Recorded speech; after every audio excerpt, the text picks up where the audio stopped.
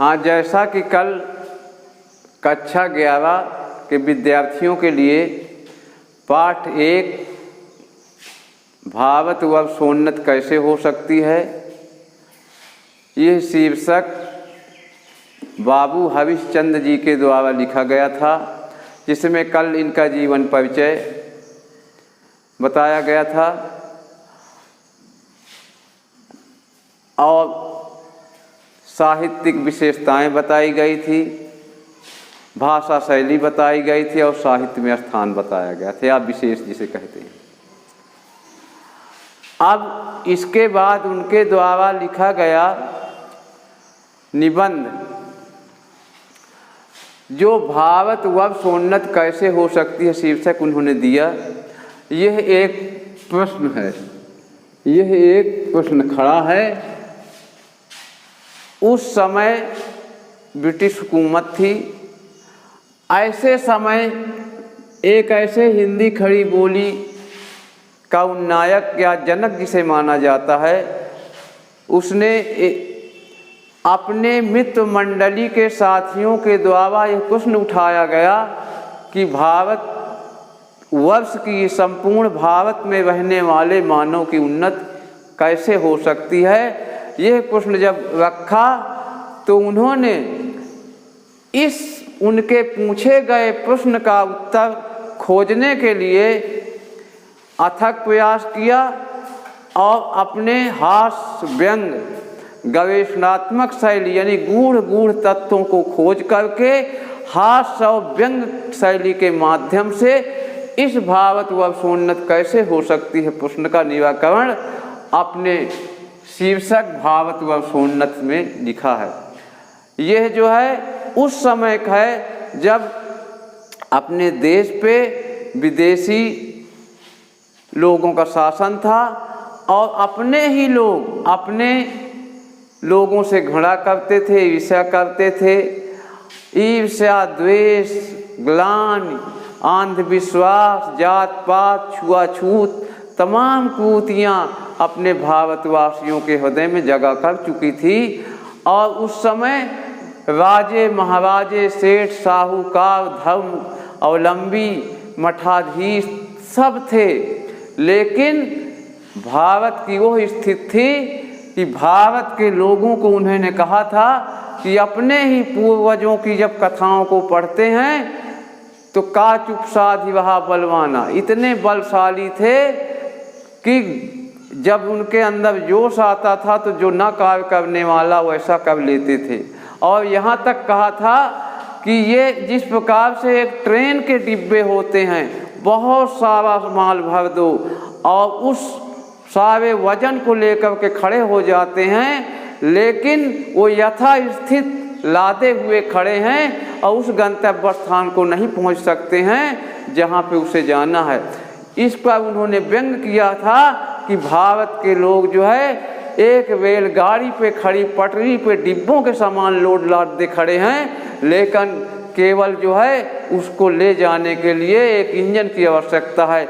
Engine शब्द का उन्होंने प्रयोग किया है कि एक ऐसे मनीषियों की आवश्यकता है, एक ऐसे विद्वानों की आवश्यकता है, ऐसे समाज सेवियों की आवश्यकता है जो अपना स्वार्थ भूल करके, स्वार्थ अंधता में जो जुड़े हुए हैं उससे भूल करके इस समाज को एक अच्छी नई दिशा दें ताकि यह भारत की वर्ष की उन्नति हो सके।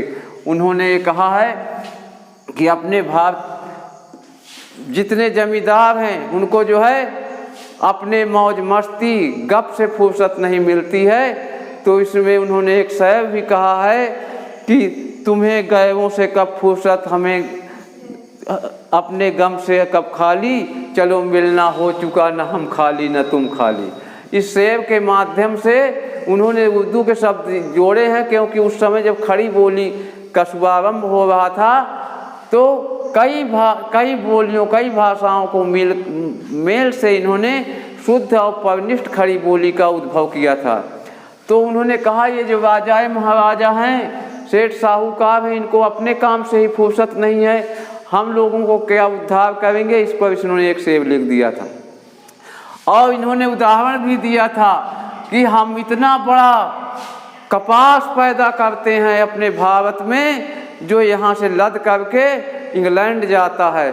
और आज जो हमें शर्म नहीं आती है कि हम जो एक मार्किन का अंगा पहने हुए हैं वो भी इंग्लैंड से बन के आता है और उसका मूल, उसकी जड़ जो है भारत में पैदा होती है। इस तरह से और जो हम एक कंघी अपने बालों में लगाते हैं वो फारसी बनी हुई है। और एक सुई जो है इतनी छोटी सी चीज़ है वो भी हमें विदेश से मंगानी पड़ती है। इस पर उन्होंने बड़ा अफसोस जाहिर किया और एक ऐसा निबंध तैयार किया। और उस समय एक जो है हिंदू समाज का बलिया में दादरी स्थान पे बहुत बड़ा मेला लगता था, जहाँ पर इन्होंने जा करके इस अपने अंतःपीड़ा को, अपनी वेदना को निबंध के माध्यम से जा करके एक संभाषण के रूप में दिया।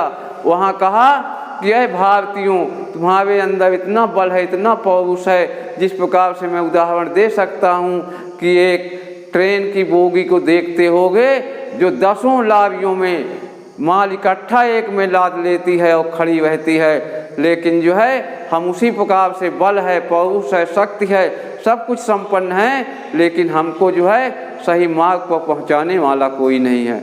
इस प्रकार का जो है उन्होंने बलिए के मेले में संभाषण किया था।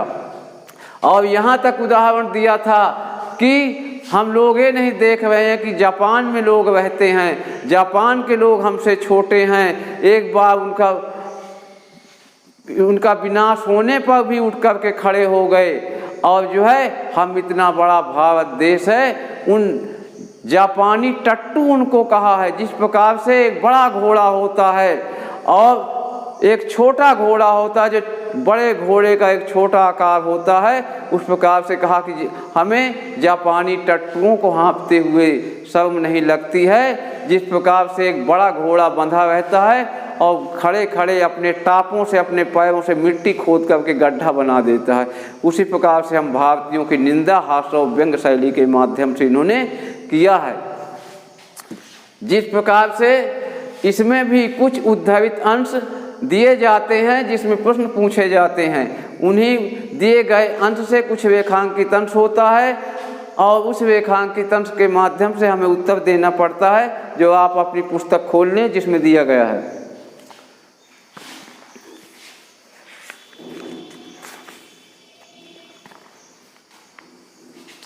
अब ये देखिए, हम नहीं समझते कि इनको लाज भी क्यों नहीं आती कि हम उस समय में, जबकि इनके पुरुषों के पास कोई भी सामान नहीं था, तब उन लोगों ने जंगल में पत्ते और मिट्टी की कुटिया में बैठ करके बांस की नालियों से जो तारागृह आदि वेद करके उनकी गति लिखी है, वह ऐसी ठीक है कि 16 लाख रुपए के लागत की विलायत से जो दूरबीन बनी है, उनसे उन ग्रहों में वेद करने में भी वही गति ठीक आती है। और जब आज इस काल में हम लोगों को अंग्रेजी विद्या के और जनता की उन्नत के लाखों पुस्तकें और हजारों यंत्र तैयार हैं, तब हम लोग नीवी चुंगी के कतवार फेंकने की गाड़ी बन रहे हैं। इसमें से 5 प्रश्न तैयार किए गए हैं। पहला है, सबसे पहले आप लिखेंगे संकेत।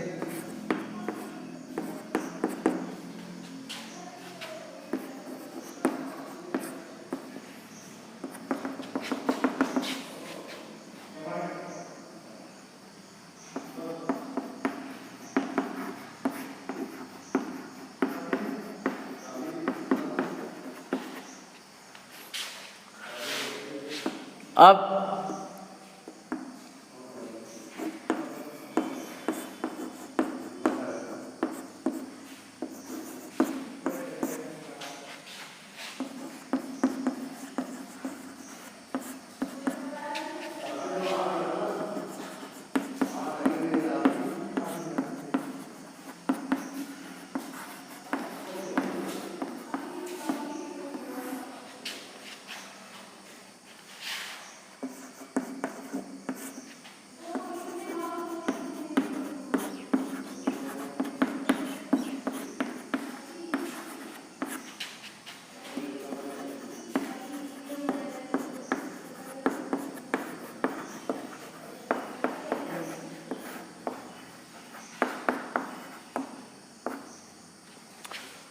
हाँ, पूछे गए अंश में पहले प्रश्न का उत्तर है काव्य लेखक भाव तेज हरिश्चंद्र जी, और पाठ इसमें है भावत व सोन्नत कैसी हो सकती है।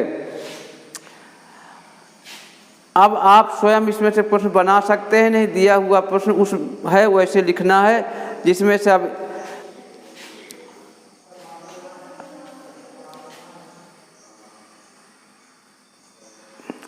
अब इसमें एक प्रश्न ये हो सकता है, जब हमारे पूर्वजों के पास कोई सामान नहीं था तो उन्होंने आदि वेद कब की उनकी गति कैसे लिखी थी। अब इसमें है हमारे उन पुरुषों के पास सामान नहीं था, तब उन लोग जंगलों में पत्ते और मिट्टी की कुटिया बना करके रहते थे, और बांस की सहायता से, बांस एक पोला होता है, पोला करके बांस की सहायता से एक आंख के द्वारा जो है तारों का मूल्यांकन किया था।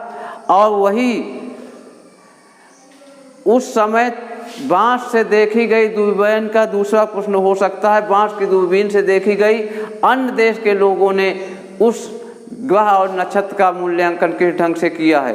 तो इसमें लिखा गया भारत देश में बांस के द्वारा नक्षत्र और तारा ग्रह को जो देखा गया था, जो विदेशी लोगों के द्वारा वही दूरबीन का नाम दिया गया है जो अपने भारत में बांस से देखा गया था। वो जो है विलायत में उसकी कीमत 16 लाख है और अपने यहाँ बांस की कोई कीमत नहीं है। दोनों ने उस तारा ग्रह की गणना को उन्होंने दूरबीन से किया और हमारे भारतीय मनीषियों ने बांस से किया।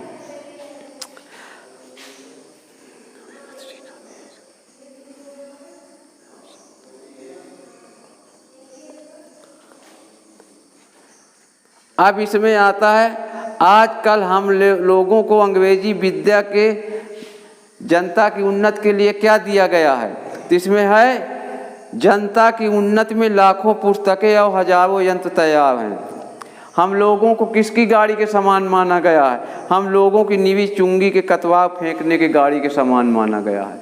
जिस प्रकार से नगर महापालिका में एक देखते होंगे साफ सफाई कर्मी ढकेलती हुई एक गाड़ी लिए रहता है, जिसे जो है चुंगी गाड़ी कहा गया है। म्यूनिसिपैलिटी सफाई जो वहाँ पे गाड़ियाँ करती थी, उसी प्रकार से उस चुंगी की गाड़ी के समान माना गया है। अब इसमें आ गया है लेखक ने इस गद्यांश में किस भाषा शैली का प्रयोग किया है। इस गद्यांश में लेखक ने मिश्रित बोलियाँ और हास्य व्यंग शैली का प्रयोग किया है। इस प्रकार से अब दूसरा आप चिन्ह लगा लें। दूसरा अंश आपको घर से करके आना है, अब आप इसको लिख लें।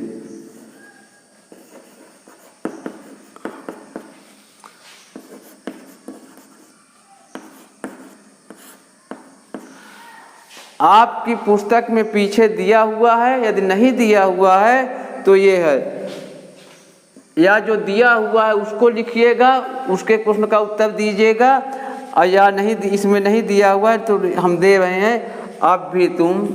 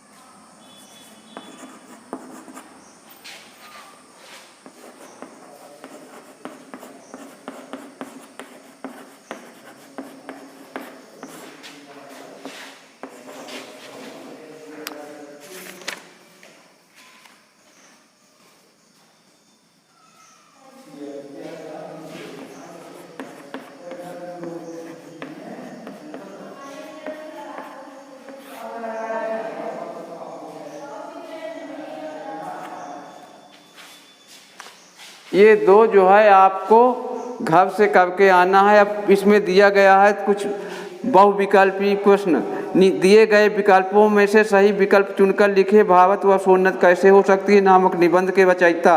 इसमें विकल्प दिया हुआ, इसी तरीके से पूछा जाएगा। अंश आएंगे एक एक नंबर के गद्यांश में।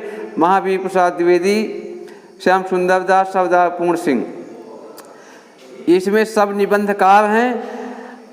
ये है भारतेंद्र हरिश्चंद्र का जो अभी शीर्षक दिया गया है। भारतेंद्र हरिश्चंद्र द्वारा रचित नाटक है। इसमें बिल्ले सूर्यकविया, सूर्यकांत निराला, संयुक्ता स्वयंवर, बालकृष्ण भट्ट, महाराणा प्रताप,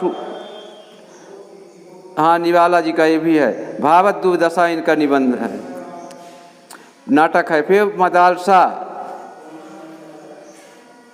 मदालसा महावीर प्रसाद द्विवेदी, अंधेर नगरी महावीर प्रसाद द्विवेदी, हरिश्चंद्र मैगजीन हरिश्चंद्र का पत्रक संपादन किसके द्वारा किया गया?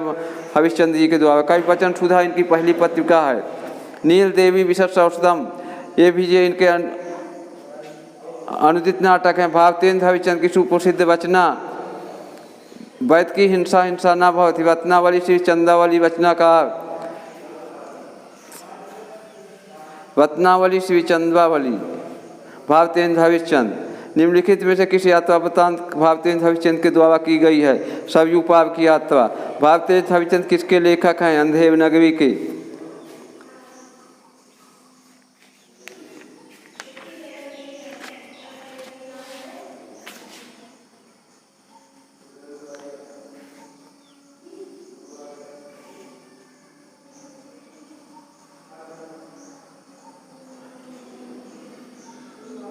पाठ है तब सक्रियता दिया है। देखिए अंत में यदि है तो आपकी दृष्टि में भारत के पिछड़ेपन के क्या कारण हो सकते हैं? ये निबंध जो है, जो 9 नंबर का आता है, ये आ सकता है।